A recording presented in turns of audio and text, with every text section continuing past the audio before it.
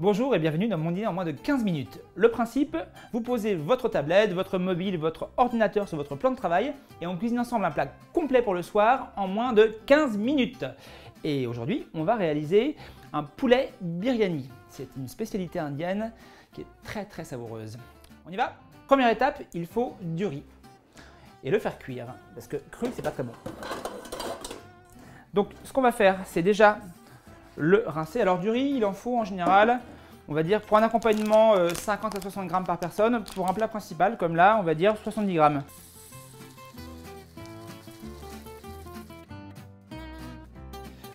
Première chose à faire, on va le rincer parce que on enlève un petit peu l'amidon, ça évite d'avoir du canigou à la fin. Hop. Voilà. On s'arrange pour avoir 2 volumes d'eau pour un volume de riz. Je vais lancer la cuisson de mon riz. Mais par contre, qu'est-ce que je vais mettre dans mon riz? Je vais mettre 3 choses. Je vais mettre un petit peu de sel pour donner du goût. Voilà. Je vais mettre du curcuma pour donner de la couleur. Vous avez cette belle couleur jaune. Le curcuma, très bon antioxydant. D'ailleurs, si vous voulez vraiment décupler le côté antioxydant, il faut l'utiliser avec du poivre. Ça décuple l'effet antioxydant, paraît-il. Et puis enfin, alors, là on peut mettre soit du bouillon de légumes, soit du... Alors, moi j'ai du fond de volaille pour parfumer encore un petit peu plus le riz. Voilà. On va mélanger. Et on va faire cuire tout simplement. Maintenant on va s'occuper de ce qui va aller dans la poêle, c'est-à-dire les oignons et l'ail pour commencer, et le poulet ensuite. Donc notre oignon et nos gousses d'ail. On a 2 gousses d'ail. Donc nos gousses d'ail pour enlever la peau. Oh là, l'oignon s'en va. Reste ici toi. Hein, hop, avec la paume de la main, on l'écrase de manière à retirer la peau facilement. Pareil pour l'autre. Voilà. Si là il y a un peu vieux, on peut enlever le germe. Mais là en l'occurrence, il est assez frais, donc c'est pas la peine de s'embêter. Là, le riz est devenu un peu volcanique. Donc afin d'éviter de se prendre de la lave sur la tête, on va réduire un petit peu ce volume. Et j'avais dit à petit bouillon. C'est pas le piton de la fournaise ici. Allez, on va se calmer un petit peu. Voilà. Sage. Allez, on continue. Pardon pour cette petite interruption. On enlève les extrémités un peu dures. Voilà. Et on hache notre ail. Toujours avec le mouvement de locomotive, enfin de locomotive à l'ancienne, parce qu'il n'y a plus beaucoup de locomotives qui fonctionnent comme ça, qui permet de hacher notre gousse d'ail. À la fin, on y va un petit peu plus en cisaillant. Bon, si vous n'avez pas envie de vous embêter, vous le faites au mixeur. C'est encore plus rapide. Voilà. Maintenant l'oignon. Comme on le dit souvent, l'oignon fait la force. Oui, je sais, je la fais souvent. Bon. Alors évidemment, on peut utiliser de l'ail et de l'oignon surgelés, si vous n'avez pas envie d'avoir les mains qui sentent l'ail, ou l'oignon, ou les deux, comme là en l'occurrence. Et puis, il y a une petite astuce qui permet d'enlever l'odeur d'ail qu'on a sur les doigts. Je vais vous montrer. C'est tout simple. En fait, c'est ce qu'on appelle le savon métallique. En fait, le simple fait de toucher la lame, ça va absorber par une réaction chimique un peu l'odeur de l'ail. Pas totalement, et surtout pas avec la lame avec laquelle vous avez coupé l'ail, sinon ça ne sert pas à grand chose. Voilà, à mon couteau il coupe quasiment plus, il va falloir que je le retravaille un petit peu. Il va falloir que je l'affûte, pardon. Voilà, ça pique. Hein. Alors, en principe, pour que l'oignon ne pique pas, comme là, je vais me mettre à pleurer devant vous, je vais m'épancher. Mais bon, j'épanche donc j'essuie. Donc, je m'essuierai plus tard. Donc là, l'idée, c'est de d'éplucher l'oignon et de le couper en deux la veille. Comme ça, les gaz lacrymaux s'évacuent pendant la nuit. Donc, laissez-le dehors, pas dans votre frigo, sinon tout le reste va sentir l'oignon. C'est pas forcément une bonne idée. Enfin, sauf si vous adorez l'oignon à ce moment-là, allez-y, faites-vous plaisir. J'ai mon oignon et on va le faire revenir. Reviens, petit oignon, reviens. Avec de la matière grasse. Alors, en termes de matière grasse, on peut prendre de l'huile. L'huile d'olive, c'est très bien pour la cuisson, mais moi, ce que j'aime beaucoup, c'est l'huile de coco.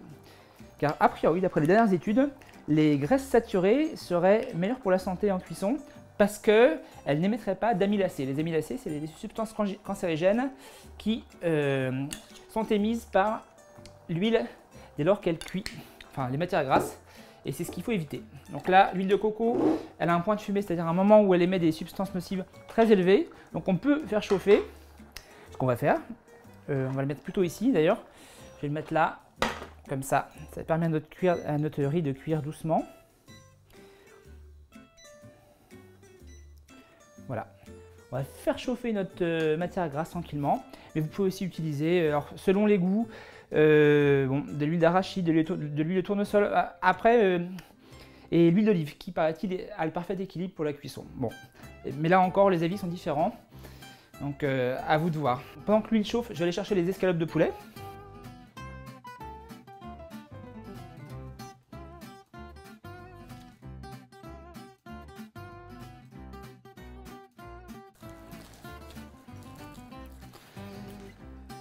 Voilà, l'huile commence à être bien chaude, donc je vais verser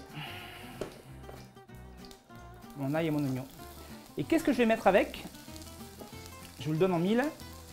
Du curry et du curcuma.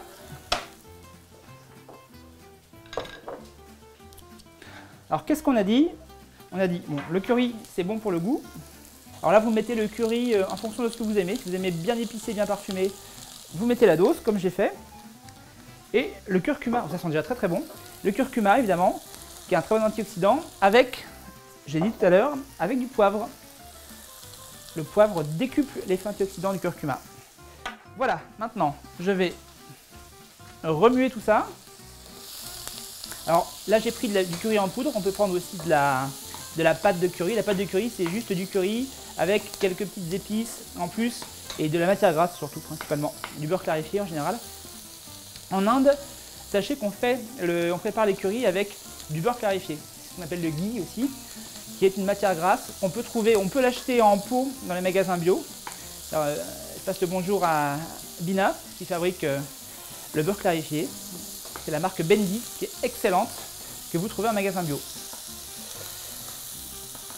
Sinon, le beurre clarifié, vous pouvez le faire vous-même, ça prend un peu de temps. Vous avez une technique en vidéo sur Marmiton pour le beurre clarifié, donc n'hésitez pas.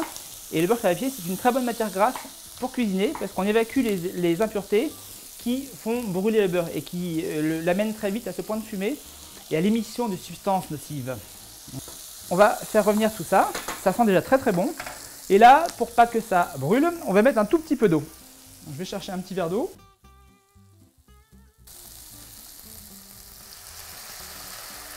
Voilà. Ça va permettre à nos oignons, à notre ail de cuire. Alors, il y en a un qui a été un petit peu, qui est resté un peu entier, moi c'est pas grave, il va se déliter avec le temps. Et dès que l'eau s'est évaporée, on va rajouter le poulet. J'en profite pour le couper. Donc petit filet de poulet. Alors qu'est-ce que je fais? Moi j'enlève toujours le gras. Parce que... Oups, sans faire de bêtises. J'enlève toujours le gras parce que pour mieux éviter de manger des graisses inutiles. Et les graisses animales, c'est pas forcément les meilleures pour la santé. Sachez-le. Pareil, cette partie qui est là. Donc le poulet, qu'est-ce qu'on va faire? On va le couper en petits dés, mais les plus petits possibles, parce que le biryani, c'est des petits morceaux. Ce qui va permettre au poulet de cuire très vite, et donc d'être parfaitement cuit dans notre délai de 15 minutes.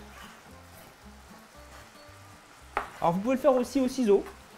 Je sais que ma grand-mère le faisait au ciseau. C'était un peu plus rapide parce que là au couteau, surtout avec un couteau qui coupe pas bien, que j'ai pas pensé à affûter avant.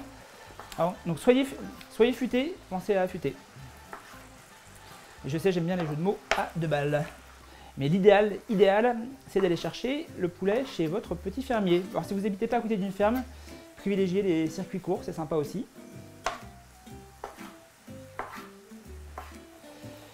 Mais bon, sachez aussi que à partir de janvier, on va parler beaucoup plus de mieux manger. Donc mieux manger, qu'est-ce que ça veut dire? C'est manger mieux pour la santé et mieux au goût aussi. C'est-à-dire que on vous a posé la question dans une enquête sur qu'est-ce qui était pour vous synonyme de bien manger. et vous nous avez parlé de saveur, vous nous avez parlé de provenance, vous nous avez parlé d'un tas de choses dont on va vous parler à notre tour à partir du mois de janvier sur Marmiton et dans Marmiton Magazine. Et oui, bon, je raconte un peu ma vie, hein, mais pendant que le poulet se découpe, allez, je vais commencer à le mettre un petit peu cuire. Mettre sur les petits morceaux comme ça, les petits dés.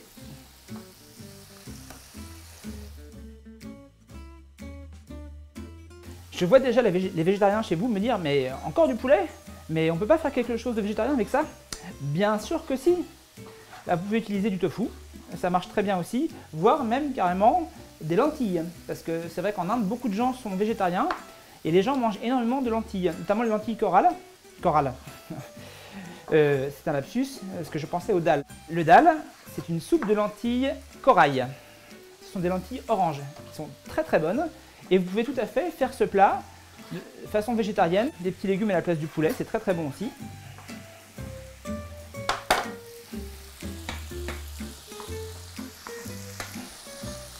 Et voilà, donc là on va faire revenir tranquillement notre poulet. Et à un moment donné, on va couvrir un peu pour que ça cuise un peu plus vite.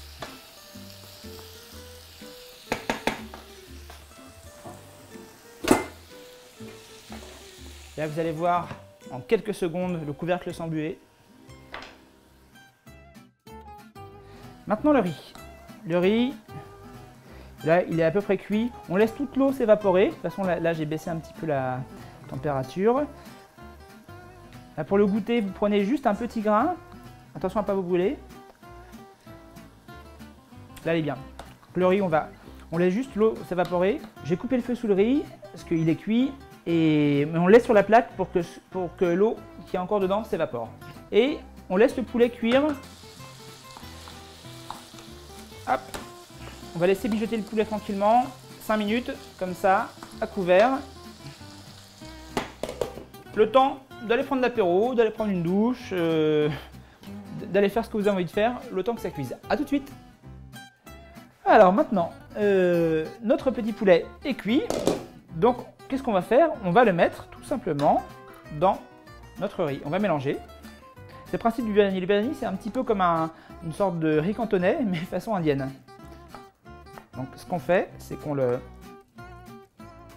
met, on fait glisser ça là-dedans. On laisse un tout petit peu de sauce et un tout petit peu de jus, parce qu'on va étendre un petit peu cette sauce. On va en faire quelque chose, vous allez voir. Là, ce que je fais, c'est que mon lit, mon lit. Vous voyez, je suis tellement fatigué, je pense déjà à mon lit. Donc, mon riz, je le mélange avec le poulet. Il faut que ça soit un tout homogène. Bon, vous voyez qu'on était un peu large sur la quantité de riz. On est plutôt mis 320-330 grammes. On est plus sur une quantité pour 6 personnes que pour 4 personnes. Sauf si vous êtes très gourmand. Ce dont je ne doute pas une seconde. Donc, voilà. Je laisse le riz au chaud et je m'occupe maintenant de la sauce. Qu'est-ce qu'on va faire avec la sauce? Eh bien, on va la développer un petit peu. Ma sauce, je vais la déglacer. Donc, je mets à fond les ballons avec un petit peu de curry que je remets,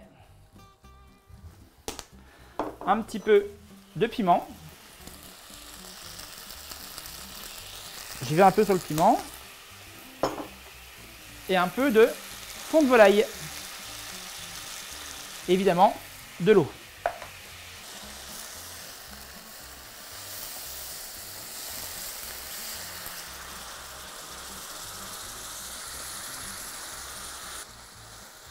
Je vais remettre un petit peu d'eau. L'idée, c'est d'avoir une petite sauce épicée qui va accompagner délicatement notre plat.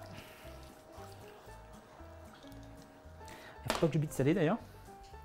Que la sauce soit bien parfumée. Sinon, ça peut être un peu fade.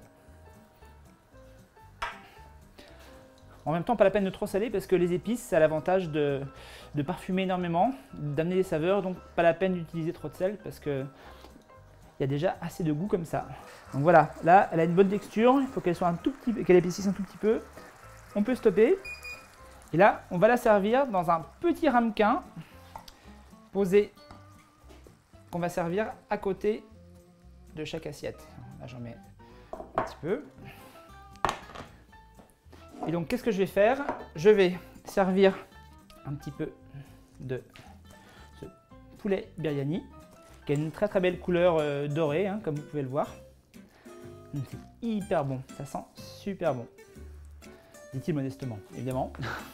Non, je vous assure que ça sent très très bon. Voilà, la quantité, c'est à voir selon l'appétit des convives. Et qu'est-ce qu'on va mettre dessus à la fin pour que ça soit encore plus joli? Je vous le donne en mille, une petite pluche de coriandre.